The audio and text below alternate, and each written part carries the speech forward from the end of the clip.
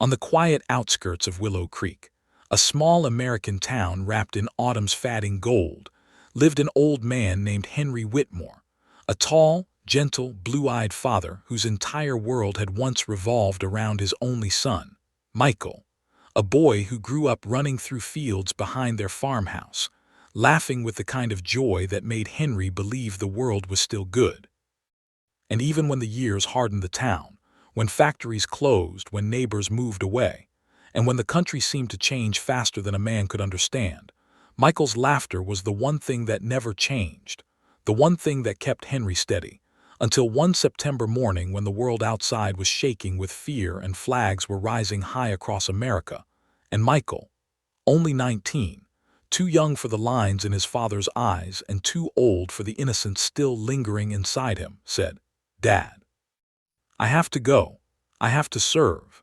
A sentence that broke Henry's heart even as it filled him with pride, because he himself had once served decades ago, long before Michael was born, long before loneliness became his companion, long before he knew the pain of seeing a child choose sacrifice over safety.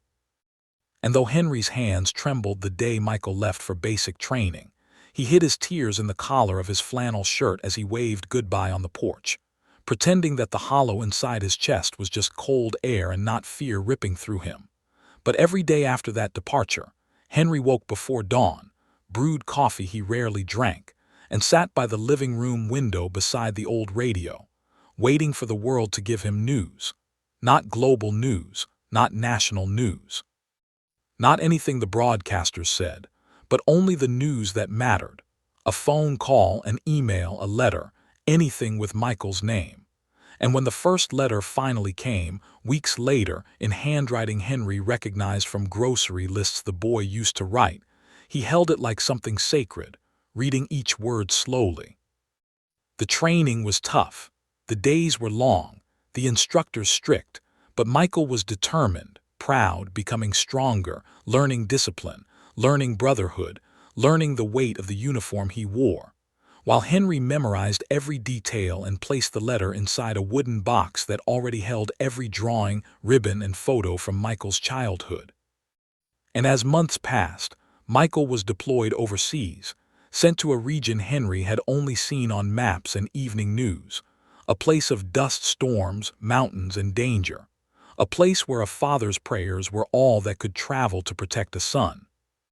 And so Henry prayed every night, sitting by the same window, hands clasped tightly, whispering Michael's name into the silence of his empty house, hoping God still listened to old men with breaking hearts. While the town went on with its routines, leaves fell, winter arrived, and still Henry waited, counting weeks by the number of times the mailman slowed near his gate, the number of news headlines he forced himself not to read, the number of nights he stayed awake imagining Michael safe, imagining him returning, imagining that one day he would hear boots on the wooden steps again.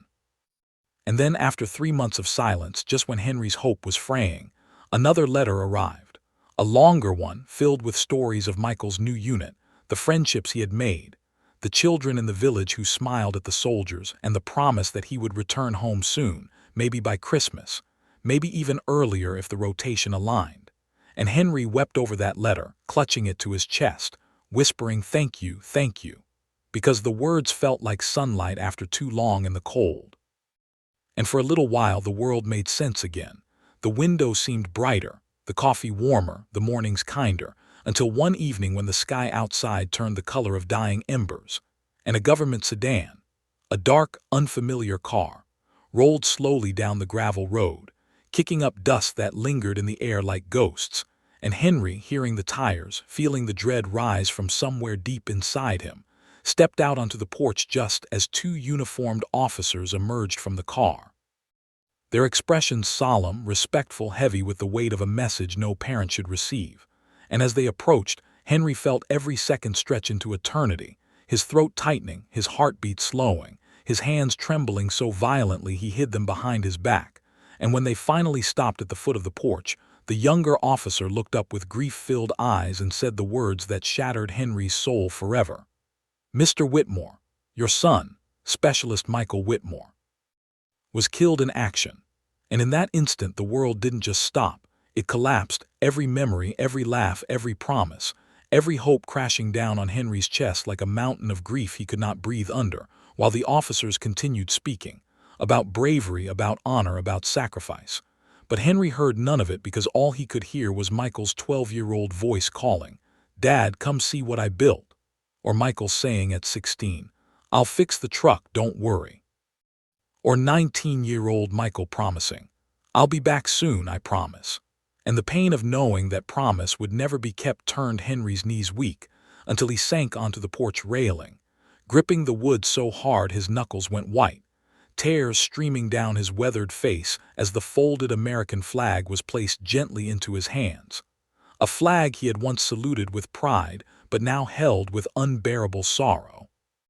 And for days after the officers left, Henry couldn't bring himself to move the flag from his lap, couldn't sleep, couldn't eat, couldn't understand how the sun still rose when his world had ended.